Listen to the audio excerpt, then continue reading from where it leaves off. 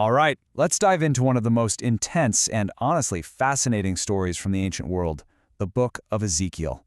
This isn't just some dusty old text. It's a message that was forged in a moment of absolute crisis. It's a story of devastating fire, but also, surprisingly, of hope. And that really gets to the heart of it, doesn't it? I mean, what do you do when everything you know, your country, your home, your whole identity is just collapsing around you?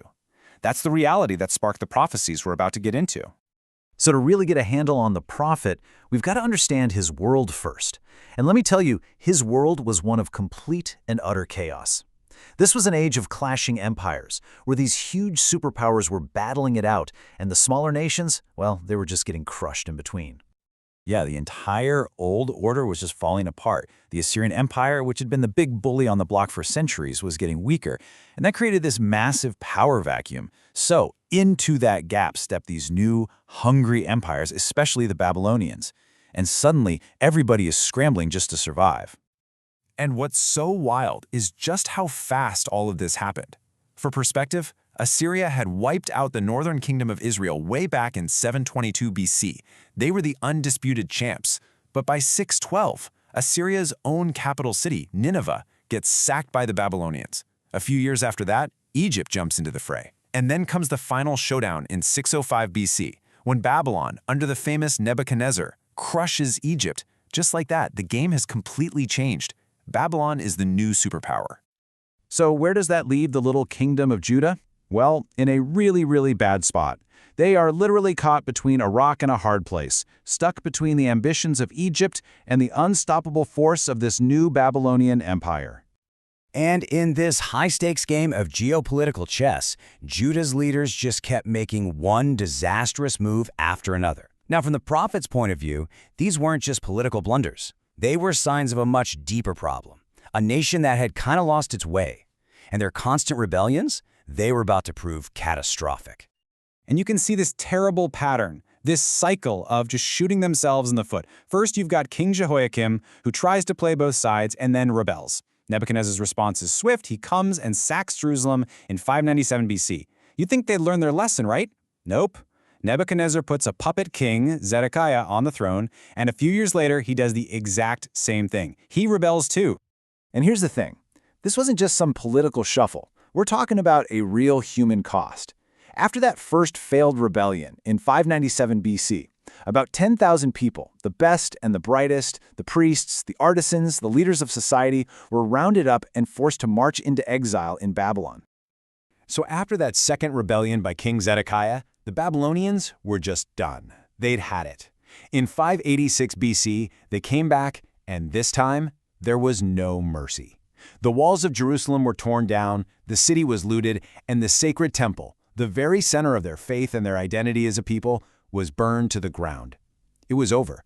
The kingdom of Judah was gone.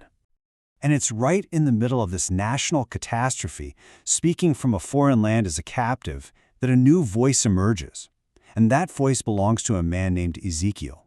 And this part is absolutely crucial. Ezekiel wasn't some outsider looking in on the tragedy from a safe distance. No, he was in it. He was one of those 10,000 people deported in that first wave. He had a front row seat to his world falling apart, and now he was speaking to a people who felt like they had lost everything. You know, back then, a prophet wasn't just some fortune teller. They were seen as inspired teachers, people who spoke for God to make sense of a crisis. Their job was to answer that agonizing question that was on everyone's mind. Why? Why did this happen to us? And Ezekiel's answer to that why question, well, it wasn't simple. You can really think of his message as having two completely different halves, one of absolutely devastating judgment and another of shocking, unbelievable restoration. See, before you can even talk about hope, you have to face reality. And Ezekiel's first job was to be brutally honest and make it clear that this disaster wasn't just bad luck. It was a consequence. He had this unflinching message of accountability, pointing to years and years of injustice and corruption as the real reason their nation had collapsed. I mean, just listen to the raw power in that language. Great vengeance with furious reproofs. Wow, he is not pulling any punches here. The message was that this wasn't just about losing a war. This destruction was a direct result of their society's failures, a kind of divine judgment to make them face who they'd become. But then, just when you think it's all fire and fury, the whole message pivots. I mean, look at this radical shift. He's talking to a nation that is, for all intents and purposes, dead and buried, and he delivers this impossible promise. Lo, I am opening your graves. This is a vision of nothing less than resurrection. So here's the breakdown, right? On one side, you have judgment. That's all about accountability, explaining the why behind it all with words like vengeance. But on the flip side, you get restoration. This is the promise of a future, of starting over, of a rebirth so complete it's like rising from the dead. The whole book just lives in that tension between those two ideas. Okay, so you might be wondering, why should a 2,600-year-old prophecy from a fallen kingdom matter to us today? Why does this story still have such a powerful grip on people centuries later? Well, it's because while the historical details are ancient, the themes are totally universal. Every person, every society eventually faces moments of deep loss and despair.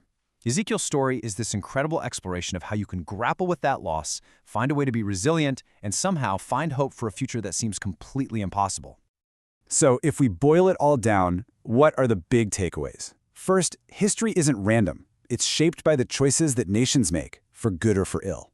Second, accountability is a huge theme here. But maybe the biggest one is this: total destruction doesn't have to be the end of the story. And a vision of hope, no matter how crazy it seems, can be an incredible force for starting over. And that leaves us with one last thing to chew on. When we face our own crises, whether they're personal or collective, which voice do we need to hear more? Do we need that tough voice of judgment that makes us take a hard look at ourselves? Or do we need that comforting voice that promises renewal and a new beginning?